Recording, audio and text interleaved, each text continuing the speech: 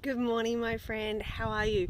It is a gorgeous day here in Tasmania, so make sure you get outside, get some vitamin D, get some exercise, stay hydrated. It is a glorious, glorious day. But thank you for joining me today. I want to share something with you. We're talking about Tranquil. Now, this is a Tranquil. It's a gorgeous, lovely, beautiful scent. Where it is a perfume or a cologne or, pop at the end of the day or things are a bit stressful, it's really nice, pleasant scent. We're talking about finding tranquility in the midst of turmoil because, let's face it, that's what we're in right now. It's very tumultuous right now. We've got to take every day as it comes, but it's finding tranquility in that. And this was prompted by a few different things yesterday, what I was talking about, as well as some scripture verses that came up, as well as what I was reading here in Dr. Carolyn Leaf's 21-day brain detox, but this is the 365-day little short snippet sort of thing. And the verse that I came up with, as you may have seen, it says this. It says, a sound heart or a tranquil mind gives life to the body, but envy it gives rottenness to the bones. And it really is kind of a perplexing thought that how's tranquility and envy or jealousy have anything in common? Well, I'm going to share a story with you from my days as a military spouse and help you understand perhaps how tranquility and envy go hand in hand. But first I wanted to share something here from Dr. Carolyn Leaf's story book. It is 105 here in Australia. That's how many days we were into the thing. Her brainy tip: you are as happy as you want to be. Happiness is a choice. The happier you are, the healthier your brain is. Life is tough, but it can also be beautiful. Happiness is satisfaction and success are not static markers in a linear life. They are dynamic and powerful as your thinking makes them. Regardless of your circumstances, you can be in the ugliest place in the world with a million deadlines and the uncertainty of tomorrow, and you can still smile and laugh and enjoy the now moments. The knowledge that God is behind you and that He is your strength and He is your shield gives you the hope and the courage to smile at every moment of every day. His love and care are always present. God is always faithful. Nothing can separate you from His love, a love that wants you to succeed and live up to your full potential.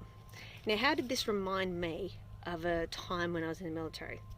Well, back in 2009, we had just moved to California. So we'd moved from Virginia, where we'd lived for 3 to 4 years.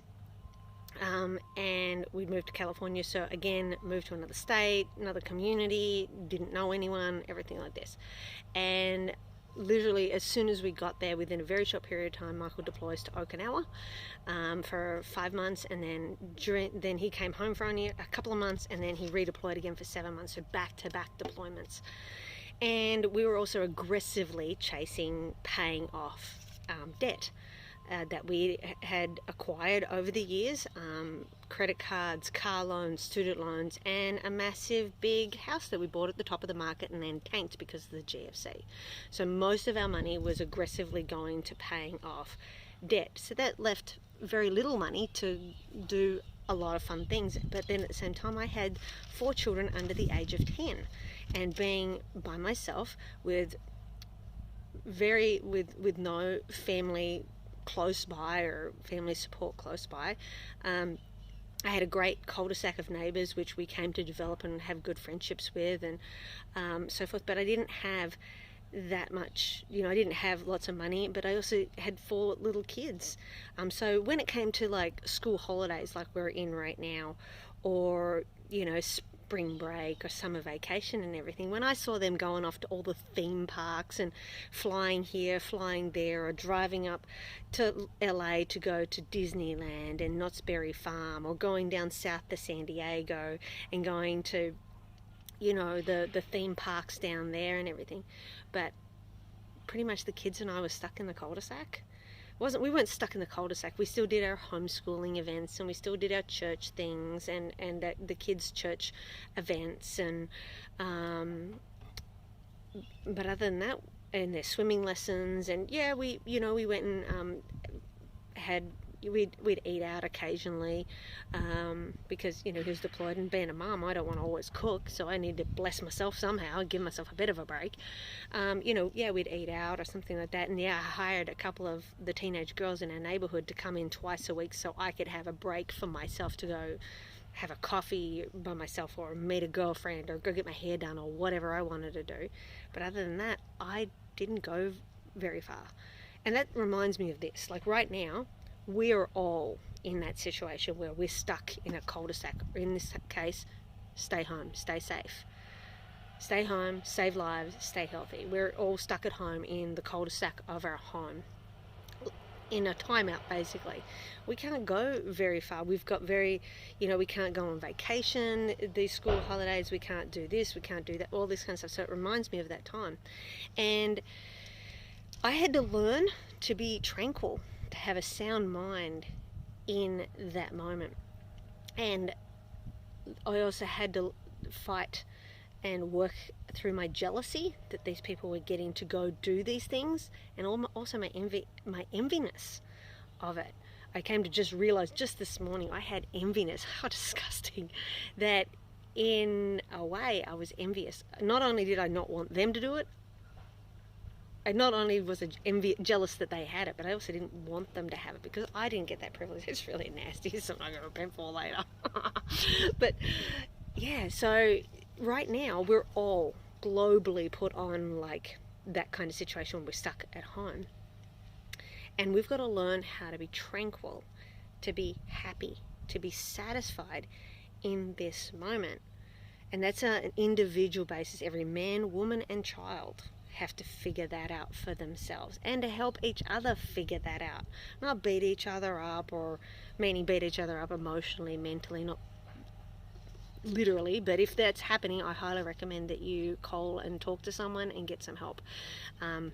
We'll talk on another topic. That's something that globally, that's a concern of many people, is the threat of the increase of domestic violence and substance abuse, and the rise of mental and emotional health, even suicide. But that's on a totally different topic. What we're talking about right now here is helping each other find tranquility, to find a sound mind, to find peace amidst this turmoil on a day-to-day basis, because this doesn't just affect one person in the home, it affects everybody in the home. Even the most jovial, optimistic person is struggling. They are not the fountain of joy, and they're going to struggle, and you need to support them. No different than the other person on the other spectrum. They're going to need support too. So this is a team effort as a family, as men, women, and children and youth, helping each other to find tranquility, and to even perhaps look inside yourself. Is there any envy and jealousy that is going on within you, that you may see some people that seem to have still an Instagram life, the Instagram life, that may seem still have to have that Instagram life, and see if you're having any jealousy, that you're jealous of what they have, or envious that you not only do you not want them to have it, not only are you jealous of what they have, but you don't want them to have it. Search that out, because that's actually going to hurt you during this time, and cause your health, and not only your mental and emotional health, but your physical well-being, because the word does say that a sound heart, or a tranquil mind, it gives life to your body. So finding that peace and that tranquility and that happiness amidst this turmoil will give you life, but enviness and jelly will bring rottenness to your bones. So search that out and deal with it, because there's no time to waste on this. This is not worth giving up your health for. So I hope this word inspires you and encourages you today. Don't forget to like, comment. I'd love to hear from you, and share it with somebody that you feel that this could help during this time. Take care and God bless. Have a great day. Bye-bye.